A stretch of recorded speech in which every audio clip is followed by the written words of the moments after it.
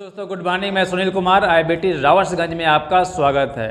तो देखिए दोस्तों, हम लोगों ने एनटीपीसी की सीरीज आपकी जो है कि शुरू की हुई थी और यहाँ पे जो है कि इससे जुड़े हुए आपके जो है क्वेश्चन को हम लोग यहाँ पे सॉल्व कर रहे हैं। तो देखिए आज हमारा चौथा दिन है और जो है कि आज क्वेश्चन सेगमेंट के माध्यम से हम लोग अपने क्वेश्चन को सॉल्व करेंगे। तो देखिए आपके स्क्रीन पर दिख रहा होगा क्वेश्चन नंबर 1 में आपसे पूछा हुआ है जो आपका मूल कर्तव्य है इसे किस देश के संविधान से आपका लिया गया है। यहाँ पे आपको बताना है जो फंडामेंटल आपकी ड्यूटी है इसे जो है किस देश से ग्रहण किया गया है या फिर आपका जो है कि लिया गया है। तो देखिए आपको ऑप्शन दिख रहा होगा। ऑप्शन ए में आपको दिया हुआ है अमेरिका, ऑप्शन बी में आपको दिया हुआ है सोवियत संघ, ऑप्शन सी में आपको दिया हुआ है आयरलैंड और ऑप्शन डी में आपको दिया हुआ है दक्षिण अफ्रीका।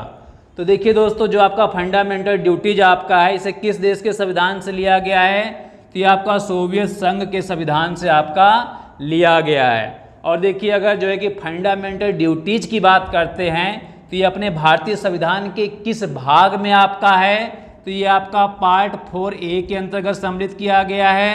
और ये आपका किस अनुच्छेद के अंतर है, तो ये आपका 51A के अंतर्गत ये आपका सम्मिलित किया गया है। वहीं देखिए अगर बात करते हैं तो ये आपकी जो है कि सरदार स्वर्ण सिंह समिति के आधार पे जो है कि आपका मूल कर्तव्य को सम्मिलित किया गया था। वहीं बात करते हैं तो वर्तमान समय में आपके जो है कि फंडामेंटल आपके ड्यूटीज़ की संख्या कितनी है, 11 है। और इससे पहले आपकी कितनी थी, 10 थी। तो देखिए जो 10 से आपकी 11 हुई है तो आपके जो है कि 86 अमेंडमेंट के द्वारा जो है कि इसकी संख्या को आपका बढ़ाया गया। तो प्रेजेंट टाइम में कितनी आपकी जो है कि फंडामेंटल ड्यूटीज हैं, तो 11 हैं। देखिए दोस्तों क्वेश्चन नंबर 2 में आपसे पूछा हुआ है कि जो आपकी संसद होती है इसकी जो संयुक्त अधिवेशन आपका होता है उसकी अध्यक्षता कौन करता है। आपको यहाँ पे बताना है कि जो ज्वाइंट सेशन आपके पार्लियामेंट की होती है उसका जो है कि अध्यक्षता जो है कि चेयरपर्सन आपका कौन करता है, किसके द्वारा जो है कि अध्यक्षता आपकी की जाती है। तो देखिए ऑप्शन ए में आपको दिया हुआ है राष्ट्रपति, ऑप्शन बी में आपको दिया हुआ है उपराष्ट्रपति, ऑप्शन सी में आपको दिया हुआ है लोकसभा का अध्यक्ष और ऑप्शन डी में आपको दिया हुआ है राज्यसभा का अध्यक्ष।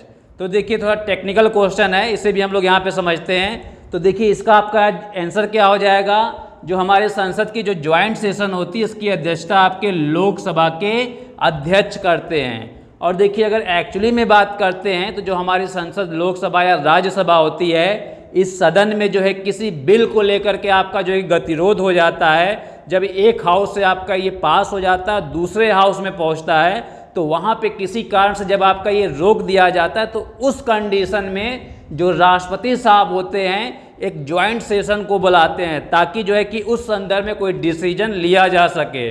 बुलाने का कार्य तो प्रेसिडेंट साहब का होता है, लेकिन जो है कि आपके जो ज्वाइंट सेशन होती है इसकी अध्यक्षता कौन करता है, तो इसकी अध्यक्षता हमारे लोकसभा के अध्यक्ष साहब के द्वारा की जाती है। इसके बाद देखिए दोस्तों क्वेश्चन नंबर 3 में आपसे पूछा हुआ है कि आपके जो राज्यपाल साहब होते हैं इनकी नियुक्ति कौन करता है, गवर्नर साहब का अपॉइंटमेंट किसके द्वारा आपका किया जाता है। तो देखिए आसान क्वेश्चन है। ऑप्शन ए में आपको दिया हुआ है राष्ट्रपति, ऑप्शन बी में आपको दिया हुआ है प्रधानमंत्री, ऑप्शन सी में आपको दिया हुआ है मुख्य न्यायाधीश और ऑप्शन डी में आपको दिया हुआ है महान्यायवादी।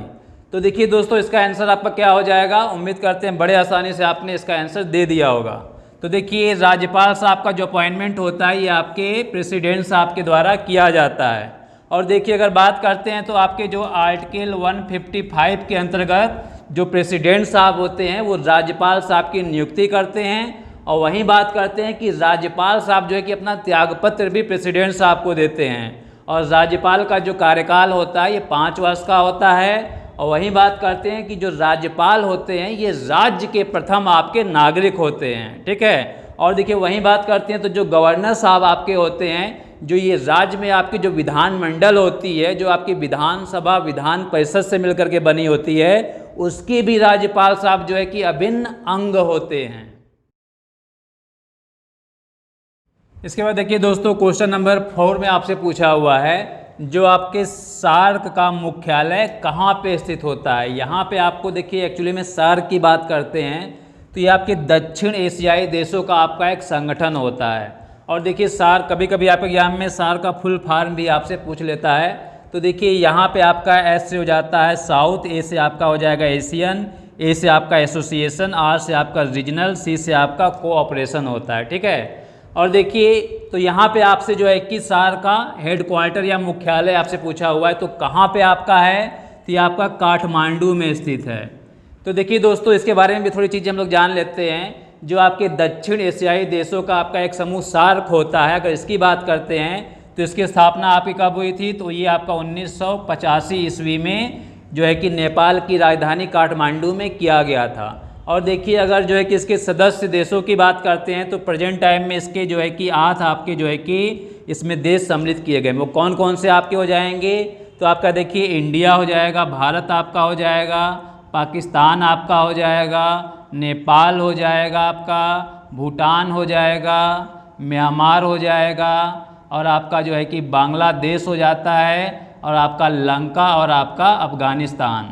तो देखिए इस प्रकार से जो है कि आपके 8 जो है कि कंट्री आपके जो है कि सार्क के साथ जुड़े हुए हैं। इसके बाद देखिए दोस्तों क्वेश्चन नंबर 5 में आपसे पूछा हुआ है कि जो दास कैपिटल आपकी जो पुस्तक है इसके जो है कि राइटर या लेखक आपके कौन हैं। यहाँ पे आपको जो है कि दास कैपिटल के जो है कि राइटर का नाम बताना है। तो देखिए ऑप्शन ए में आपको दिया हुआ है लेनिन, ऑप्शन बी में दिया हुआ है कार्ल मार्क्स, ऑप्शन सी में आपको दिया हुआ है हिटलर, और जो है कि ऑप्शन डी में आपको दिया हुआ है सिकंदर। तो देखिए पुस्तक से भी जुड़ी हुई कुछ जो है कि कॉन्सेप्ट आपके जो है कि एग्जाम में पूछे जाते हैं। तो देखिए यहाँ पे इसका आंसर आपका क्या हो जाएगा, जो दास कैपिटल आपकी है इसके राइटर आपके जो है कि कार्ल मार्क्स हैं। और देखिए अगर जो है कि कार्ल मार्क्स की बात करते हैं तो ये आपके जो है कि जर्मन के जो है कि आपकी आइडियोलॉजिकल आपके हैं। ठीक है, ये जर्मन जो है कि विचारधारा से ये जुड़े हुए हैं। और देखिए वहीं अगर कार्ल मार्क्स की बात करते हैं तो इन्होंने जो है कि आपका दास कैपिटल दिया हुआ है, और आपके जो है कि कम्युनिस्ट मैनिफेस्टो और जर्मन जो है कि आइडियोलॉजी नामक पुस्तक की भी इन्होंने रचना की हुई है। इसके बाद देखिए अगर कार्ल मार्क्स की बात करते हैं तो इन्होंने जो है कि एक कॉन्सेप्ट दिया हुआ था जिसमें वर्ग संघर्ष की बात इन्होंने की हुई है। इन्होंने जो है कि सर्वहारा और बुर्जवारा के बीच में जो है कि एक जो है कि क्लास आपके स्ट्रगल के बारे में डिटेल से जो है कि एक्सप्लेनेशन आपका दिया हुआ है। और साथ ही जो है कि कार्ल मार्क्स ने बताया था जो पूंजीवाद आपके होते हैं साथ में जो गरीब लोग होते हैं इन दोनों के बीच में आपका संघर्ष होगा, जिसमें से एक जो है आपके जो है कि आपके जो निम्न वर्ग के लोग हैं और गरीब लोग हैं ये लोग जो है पूंजीपति का दमन करके जो है कि उनकी सत्ता पे ये काबिज होंगे। क्वेश्चन नंबर 6 में आपसे पूछा हुआ है पौधों में जल का परिवहन किसके माध्यम से होता है। ठीक है, मतलब जो पौधे आपका जो होते हैं ये जल को किसके माध्यम से आपका लेकर के जाते हैं। तो देखिए ऑप्शन ए में आपको दिया हुआ है जाइलम, ऑप्शन बी में आपको दिया हुआ है फ्लोएम, और ऑप्शन सी में आपको दिया हुआ है केसिकात, और ऑप्शन डी में आपको दिया हुआ है केंद्रक। तो देखिए दोस्तों इसका आंसर आपका क्या हो जाएगा, तो देखिए इसका आंसर आपका जाइलम हो जाएगा। जाइलम के माध्यम से जो पौधे आपके होते हैं ये जल का परिवहन जो है कि करते हैं। वहीं बात करते हैं फ्लोएम आपका क्या होता है, तो देखिए फ्लोएम के माध्यम से जो पौधे होते हैं ये खाद्य पदार्थों का आपका परिसंचरण करते हैं। देखिए दोस्तों क्वेश्चन नंबर 7 में आपसे पूछा हुआ है डीएनए की संरचना का मॉडल किसके द्वारा आपका दिया गया था। ठीक है, तो देखिए आपका जो है कि डीएनए की जो आपका स्ट्रक्चर मॉडल था ये किसने दिया हुआ था। ऑप्शन ए में आपको दिया हुआ है जैकब व मोनार्ड ने, ऑप्शन बी में आपको दिया है वाटसन एवं किक ने, ऑप्शन सी में आपको दिया हुआ है मार्गन ने, और ऑप्शन डी में आपको दिया हुआ है हरगोविंद ने। तो देखिए दोस्तों जो डीएनए का जो आपका संरचना मॉडल था ये आपका वाटसन एवं किक के द्वारा दिया गया है। तो देखिए वाटसन और किक को जो है कि डीएनए के स्ट्रक्चर मॉडल के लिए आपका जो है कि नोबेल प्राइज से भी आपका ये पुरस्कृत किया गया है। और देखिए दोस्तों भाई डीएनए की बात करते हैं तो डीएनए के द्वारा जो है कि किसी भी संतान के जो है कि कानूनी निर्धारण का पता हम लोग लगाते हैं। वहीं जो है कि डीएनए का यूज आपका कहाँ पे किया जाता है, तो जो है कि जो भी अपराधी आपके होते हैं उसके लिए जो है कि पुलिस जो है कि इनको पहचान करने के लिए इनके आइडेंटिफिकेशन के लिए जो है कि डीएनए का आपका यूज किया जाता है। इसके बाद देखिए दोस्तों क्वेश्चन नंबर 8 में आपसे पूछा हुआ है कि महात्मा गांधी के राजनीतिक आपके गुरु कौन थे। ठीक है, तो देखिए आसान क्वेश्चन है, कई बार आपके कॉम्पिटिटिव एग्जाम में पूछा भी हुआ है। और ऑप्शन ए में आपको दिया हुआ है बाल गंगाधर तिलक, और बी में आपको दिया हुआ है लाला लाजपत राय, ऑप्शन सी में आपको दिया हुआ है गोपाल कृष्ण गोखले, और ऑप्शन डी में आपको दिया हुआ है पंडित जवाहरलाल नेहरू। तो देखिए दोस्तों, महात्मा गांधी के आपके जो है कि पॉलिटिकल गुरु आपके कौन रहते हैं? तो देखिए गोपाल कृष्ण गोखले साहब जो है कि गांधी जी के जो है कि राजनीतिक गुरु रहते हैं। और वहीं बात करते हैं कि गोपाल कृष्ण गोखले का राजनीतिक गुरु कौन आपका होता है? तो देखिए इसके जो है इनके जो है कि आपके राजनीतिक गुरु कौन हो जाएंगे? महादेव गोविंद जो रानाडे साहब थे, ये आपके गोपाल कृष्ण गोखले के राजनीतिक गुरु हो जाएंगे। मतलब क्वेश्चन के अंदर पुनः आपका क्वेश्चन जो है कि यहाँ हमें देखने को मिल रहा है। और देखिए अगर एक्चुअली में बात करते हैं तो जो महात्मा गांधी साहब रहते हैं, ये आपका जो है कि 9 जनवरी 1915 ईस्वी को दक्षिण अफ्रीका से जो है कि ये भारत में इनका आगमन होता है। और इसी के उपलब्ध में हम लोग जो है कि भारतीय प्रवासी दिवस के रूप में भी हम लोग 9 जनवरी को मनाते हैं। और देखिए साथ ही में बात करते हैं कि गांधी जी जब जो है कि भारत आते हैं तो आपके जो गोपाल कृष्ण गोखले साहब रहते हैं, इनके साथ नेतृत्व करते हैं और इनकी विचारधारा से काफ़ी आपके प्रभावित भी होते हैं। इसके बाद देखिए दोस्तों, क्वेश्चन नंबर 9 में आपसे पूछा हुआ है, जो आपकी शांत घाटी, जिसे हम लोग जो है कि साइलेंट वैली के नाम से भी जानते हैं, आपको बताना है ये किस राज्य में आपका स्थित होता है। तो देखिए ऑप्शन ए में आपको दिया हुआ है तमिलनाडु, ऑप्शन बी में आपको दिया हुआ है केरल, ऑप्शन सी में आपको दिया हुआ है असम, और ऑप्शन डी में आपको दिया हुआ है अरुणाचल प्रदेश। तो देखिए जो आपकी साइलेंट वैली आपका ये किस स्टेट में आपका है? तो देखिए आपका केरल राज्य में स्थित होता है। वहीं बात करते हैं तो जो आपकी साइलेंट वैली आपकी है, ये जो है कि प्राकृतिक जैव विविधता के लिए आपका के रूप में आपका ये जाना जाता है। इसके बाद देखिए अगर शांत घाटी की बात करते हैं तो यहाँ पे जैव विविधता भी आपकी होती है, और यहाँ पे विविध प्रकार की आपकी जो है कि पौधे या वनस्पतियाँ या फिर वन्य जीव आपके जो है कि चीज़ें भी आपकी यहाँ पर पाई जाती हैं। ठीक है,